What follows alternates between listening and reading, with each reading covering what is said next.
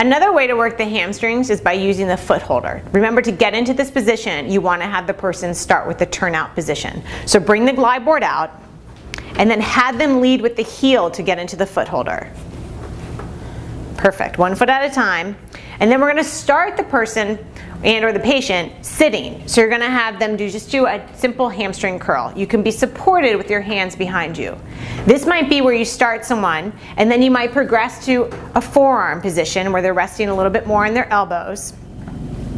And then from this position, you might have them transition all the way into an inverted supine position. A couple things to note when you go into inverted supine.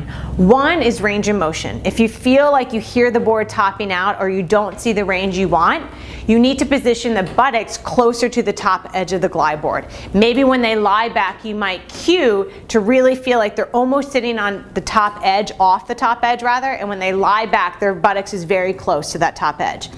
Another thing is we tend to see people really anteriorly tilt. The higher someone goes, they tend to go more into hyperextension of the back.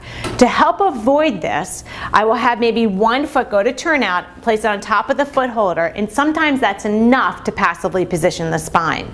Remember, when you start to move into one-legged work, things really start to increase. So the next transition or assistance might be to bring the knee into the chest and or onto the glide board, and now you're moving into one-legged work, but you're also assisting with that spine stabilization.